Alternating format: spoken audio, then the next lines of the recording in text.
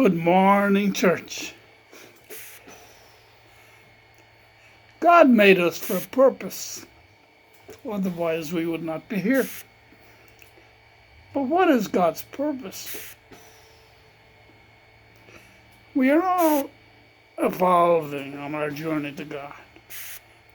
Now, if two people have the same intelligence, but one is mean-spirited and the other is loving, we say that the loving one is more evolved. If one is turned in on itself and its own needs, while the other is willing to sacrifice itself for the other, we say that the one who sacrifices is more evolved. Where do we fit into the picture? In today's gospel, we are told that Jesus feeds the 5,000. How did he do that? And what message is there in that for us?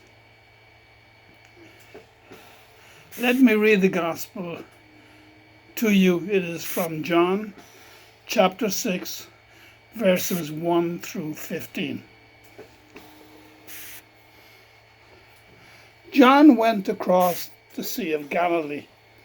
A large crowd followed him because they saw the signs he was performing on the sick.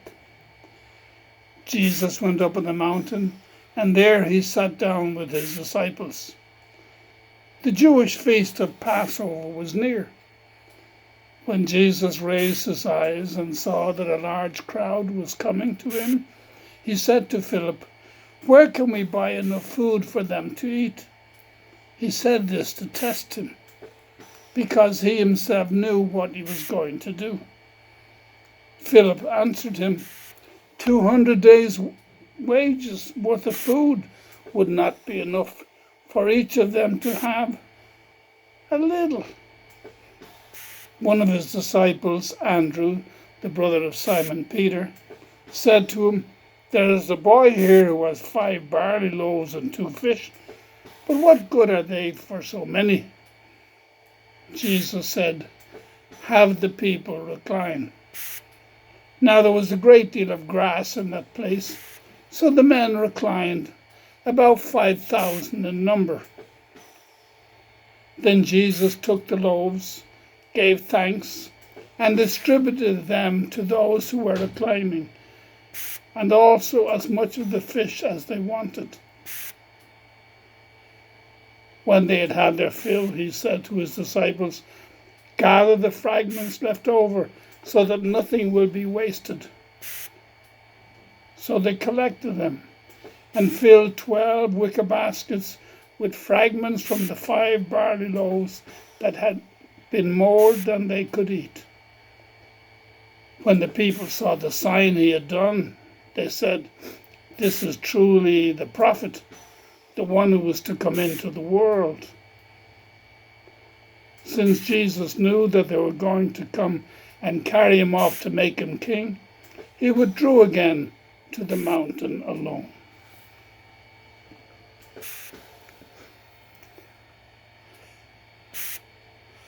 There is a tendency to simply conclude that Jesus was able to feed the 5,000 because he was God. And once we declare that Jesus is God, we can then remove ourselves from any obligation to do likewise, since we're not God. But I don't think we can bypass the challenge that Jesus faced in his life and overlook how his spirit was stretched as he responded to the call of God. In the same way, we can't write off the challenge that Gandhi or Mother Teresa had to face by calling them gods and excuse ourselves from trying to do likewise. God did not make us to be silent observers of others doing great things. He called us to do loving things. He calls us to feed the multitude. Now, if I want to build my muscle, I have to exercise it. It will not grow just by looking at it. If I want to grow into the presence of the God of love, I will have to practice love. So how do I do that?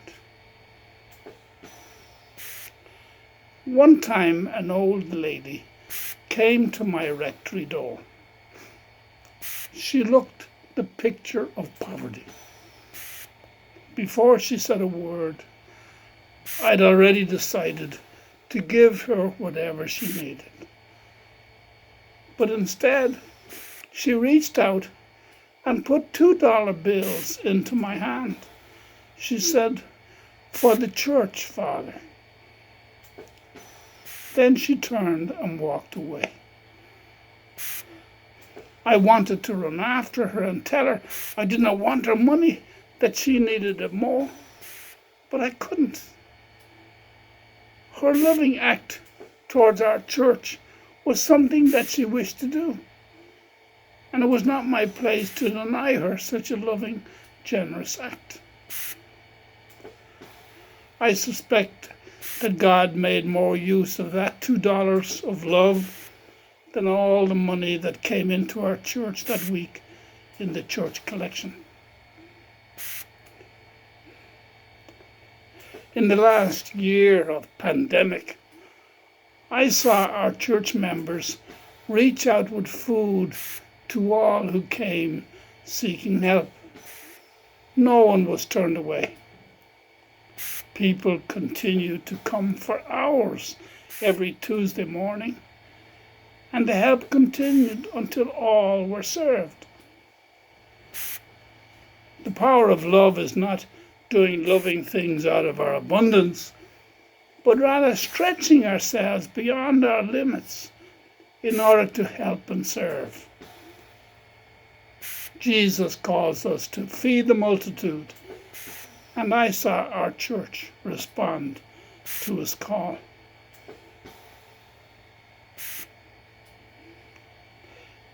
My brother is a loving man, and people loved him. On one occasion, my priest superior came to visit my family. He was so enamored by my brother that for the next year he continued to pressure me to get my brother to come join. When my brother wanted to buy something, he always got the best deal from friends in the business. One time when I was at home on vacation, my brother said that he loved wheeling and dealing. It was not for the money, he said. He just loved to wheel and deal. I said to him that if it was not for the money, perhaps he could give the profit he got from wheeling and dealing and give it to the poor. 3 years later, when I returned on my next vacation, my brother said that I had taken all the fun out of his wheeling and dealing.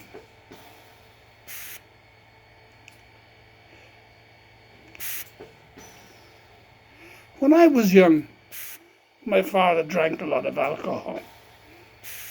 Even though we had little money, he always found enough for his drink. But when I decided to join a mission seminary with the intention of becoming a missionary priest, my father stopped drinking, and he never drank again. He said to my mother that if Brendan was going to take on the challenge of being a missionary priest, he was going to ask God to help his son by promising that he would no longer drink. And so for all the years of my missionary training, and for every time he was tempted to take a drink, he always said no and offered his sacrifice for me. That is the power of love.